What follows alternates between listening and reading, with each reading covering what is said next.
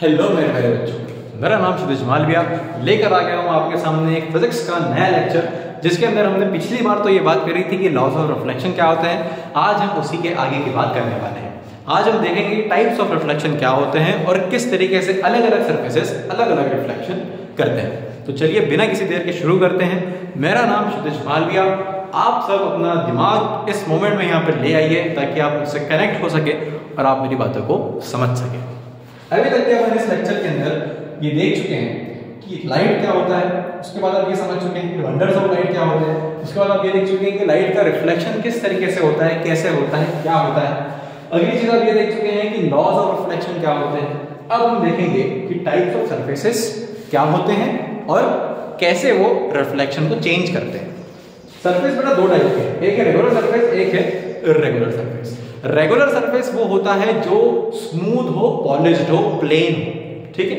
मतलब basic understanding के लिए आप ये समझो कि अगर कोई सरफेस बहुत स्मूथ है, चिकना है, उसको बोलेंगे अपन एक रेगुलर सरफेस। इर्रेगुलर सरफेस मतलब जिसके ऊपर अगर आप हाथ या फिर अपना फिंगर्स अगर आप रोल करो तो आपको इर्रेगुलरिटी फील हो, आपको ऐसा फील हो कि कुछ यहाँ पर प्लेन नहीं है, उसको बोलेंगे इर्रेगुलर सरफेस। रेगुलर सरफेस के अंदर पार्टिकल्स जो होते हैं बेटा ये सेम लाइन में अरेंज होते हैं, इर्रेगुलर में पार्टिकल्स सेम लाइन में अरेंज्ड नहीं होते। जब आप एक रेगुलर सरफेस लेते हैं तो जो रिफ्लेक्शन होता है उसको अपन कहते हैं रेगुलर रिफ्लेक्शन। क्या बोलते हैं बेटा उसको? Regular reflection. रेगुलर रिफ्लेक्शन के लिए अपने को सरफेस कैसा चाहिए बेटा? सरफेस आपको चाहिए स्मूथ होना चाहिए सबसे पहले सरफेस और पॉलिश्ड होना चाहिए। ये बनाएगा एक रेगुलर सरफेस जिससे जो रिफ्लेक्शन होगा वो होगा रेगुलर। नेक्स्ट इर्रेगुलर रिफ्लेक्शन क्या होगा? जो कि रफ सरफेस से होता है। अब बोले सर रफ सरफेस और स्मूथ सरफेस का एग्जांपल बता दो। रफ सरफेस बेटा जो वॉल्स होती हैं हमारी वो होते हैं वो होते हैं इर्रेगुलर रिफ्लेक्शन करने वाले सरफेस, ठीक है। रफ सरफेस और एग्जांपल अगर अपन देखें तो भाई अगर आपने सैंड बना रख दी किसी टेबल के ऊपर तो जो सरफेस बन चुका है वो रफ बन चुका है, ठीक है। जहां पर भी पार्टिकल सेम लाइन में अरेंज नहीं है वो एक रफ सरफेस है, ठीक है। आई बात समझ में? अगली चीज होगी स्मूथ सरफेस का एग्जांपल। सबसे बेस्ट एग्जांपल अगर स्मूथ सरफेस का देखना है, रेगुलर सरफेस का देखना है तो वो होता है मिरर। मिरर एक बेस्ट एग्जांपल है। अगर आपने एक वॉल के उसके ऊपर बहुत फाइन पुट्टी कर दी वो भी एक स्मूथ सरफेस बन जाएगा। मतलब स्मूथ सरफेस में कुल मिला के पार्टिकल सेम लाइन में अरेंज होने चाहिए, पार्टिकल्स ऊपर नीचे नहीं होने चाहिए, ठीक है। यहाँ पर अगर आप रेगुलर सरफेस को देखेंगे तो दिख रहा है पार्टिकल्स एक सीधी की सीधी लाइन में, और यहाँ पे इर्रेगुलर सरफेस, इसके अंदर देखिए पार्टिकल्स ऊपर नीचे ऊपर नीचे ऊपर नीचे। जब पार्टिकल्स अप डाउन मोशन में रहते हैं, इर्रेगुलरली अरेंज्ड होते हैं तो इर्रेगुलर रिफ्लेक्शन करेंगे। पार्टिकल्स अगर सारे सेम लाइन में हैं तो वो रेगुलर रिफ्लेक्शन करेंगे। रेगुलर रिफ्लेक्शन की खासियत ये होती है बेटा कि जितनी भी इंसिडेंट लाइट रेज है, यहाँ पर देखिए 5 इंसिडेंट लाइट रेज बनी हुई है। जितनी भी इंसिडेंट लाइट रेज आपको दिख रही है जो इस समय सरफेस पे आ रही है, ये सभी लाइट रेज आपस में पैरेलल है। और अगर हम रिफ्लेक्टेड लाइट रेज की बात करें जो जा रही है तो ये सभी भी आपस में बेटा कैसी है? पैरेलल। मतलब यहाँ पे इंसिडेंट लाइट रेज भी पैरेलल रहती है आपस में और रिफ्लेक्टेड लाइट रेज भी पैरेलल रहती है। इसका मतलब ये है कि जितना भी एंगल ऑफ इंसिडेंस और एंगल ऑफ रिफ्लेक्शन यहाँ पे बन रहा हुआ है नॉर्मल्स के बेस से, ये सभी एंगल्स आपस में क्या है बेटा? बराबर है। सारे ही एंगल्स ऑफ रिफ्लेक्शन यहाँ पर क्या है? बराबर। और सिंस सारे एंगल ऑफ, जैसे ये सरफेस है, सारे एंगल ऑफ रिफ्लेक्शन बराबर है, इसलिए जितनी भी लाइट रेज जा रही है वो सारी की सारी अपने को कैसी दिख रही है? पैरेलल। इसका मतलब रेगुलर रिफ्लेक्शन वो रिफ्लेक्शन है जिसमें रिफ्लेक्टेड लाइट रेज जितनी भी जाए सरफेस से टकराने के बाद वो सभी आपस में क्या हो? पैरेलल हो। जिसमें रिफ्लेक्टेड लाइट रेज पैरेलल रहेगी वो रहेगा रेगुलर रिफ्लेक्शन। अगर मैं इर्रेगुलर रिफ्लेक्शन की बात करूं तो इसमें इंसिडेंट लाइट रेज तो आपको पैरेलल दिख रही है, लेकिन रिफ्लेक्टेड लाइट रेज बेटा कैसी है? पूरी की पूरी इर्रेगुलर। इधर है, कोई इधर है, कोई इधर है, कोई इधर है। मतलब एक distorted regular reflected light rays मिल रही है अपने को, पूरी तरीके से बिखरी हुई लाइट रेज मिल रही है, स्कैटर्ड लाइट रेज मिल रही है। तो जब भी रिफ्लेक्टेड लाइट रेज आपस में पैरेलल नहीं रहती है तो उसको अपन इर्रेगुलर रिफ्लेक्शन कहते हैं। बोले सर एग्जांपल क्या होगा? एग्जांपल भाई रेगुलर सरफेस लो अपन। रेगुलर सरफेस कौन सा सर? मिरर ले लिया। अब मिरर के थ्रू अगर मैं रिफ्लेक्शन करूंगा, यहाँ पे लाइट रे को अगर इंसिडेंट करूंगा तो ये सर्टेन पॉइंट पर मुझे जाके हिट करते हुए दिखाई देगी। लेकिन अगर मैंने एक टॉर्च लिया, वॉल के ऊपर अगर उसको जलाया तो जैसी लाइट रेज वॉल से टकराएगी, फॉर एग्जांपल ये वॉल है, ये टॉर्च है, लाइट रेज जैसी वॉल पे टकराएगी तो सिंस यहाँ पर रफ सरफेस है, इर्रेगुलर रिफ्लेक्शन होगा तो सारी लाइट रेज ऐसे फैल जाएगी और मुझे एक बहुत ब्राइट सर्कल ऑफ लाइट रे दिखाई देगा जैसे जो दूर दूर जाते जाते डिम होती जाएगी। इसका मतलब इर्रेगुलर रिफ्लेक्शन जब है तो लाइट रेज फैल जाएगी, रेगुलर रिफ्लेक्शन इस लाइट रे टकरा के एक सर्टेन पॉइंट पर ही जाएगी, एक सर्टेन एंगल पर ही जाएगी। आई होप आपको रेगुलर रिफ्लेक्शन और इररेगुलर रिफ्लेक्शन क्लियर हो गया होगा। एक मिसकंसेप्शन जो आपके दिमाग में आता है वो ये है कि बच्चे बोलते हैं कि सर लॉज ऑफ रिफ्लेक्शन जो है, लॉज ऑफ रिफ्लेक्शन केवल और केवल रेगुलर रिफ्लेक्शन में फॉलो होते हैं, laws of reflection irregular reflection में फॉलो नहीं होते। ऐसा नहीं है बेटा, ऐसा नहीं है।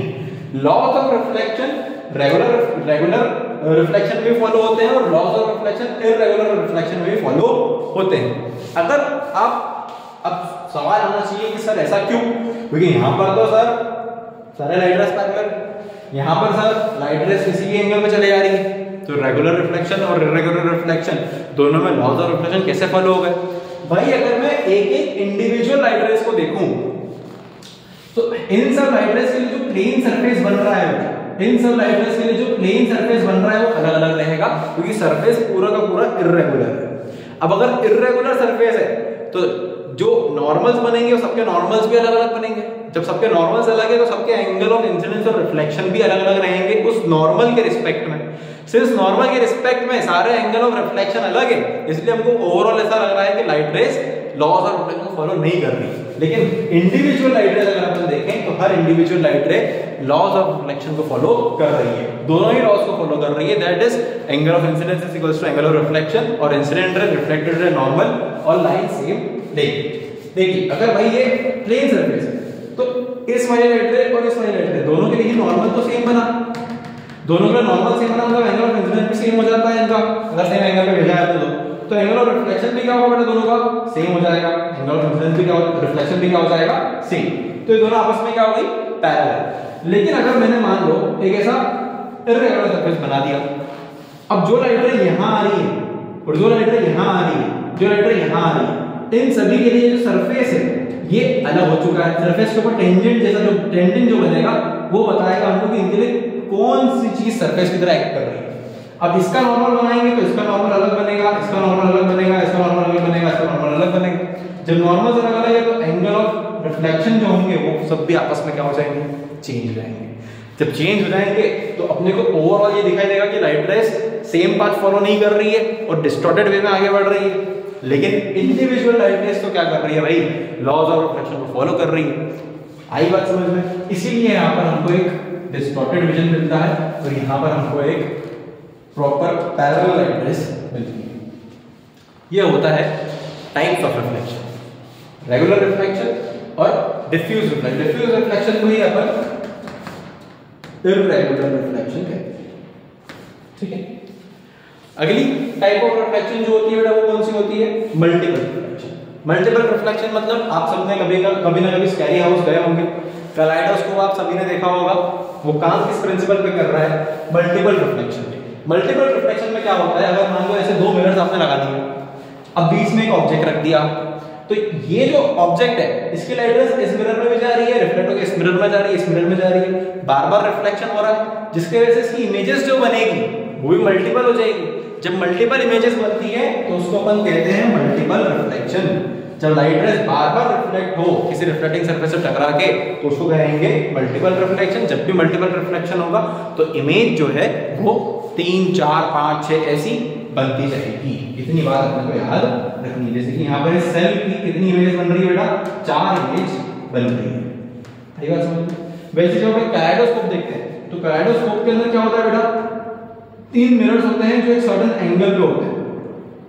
3 मिरर्स होते हैं जो सर्टेन एंगल पे हैं। ये एक मिरर है, ये एक मिरर है और इसके पीछे ये एक मिरर है। जब ये तीनों मिरर एक सर्टेन एंगल पे इस तरीके से अरेंज होते हैं तो एक पर्टिकुलर कोई सी भी चीज अगर आप उसके अंदर रखते हैं तो वो आपको मल्टीपल इमेजेस शो करता है, जिसके वजह से मल्टीपल पैटर्न्स बनते हैं और एक बहुत खूबसूरत सा पैटर्न कलाइडोस्कोप के अंदर बन जाता है। वो क्या फॉलो कर रहा है बेटा, वो हमारा तीसरा टाइप ऑफ रिफ्लेक्शन फॉलो कर रहा है, दैट इज मल्टीपल रिफ्लेक्शन।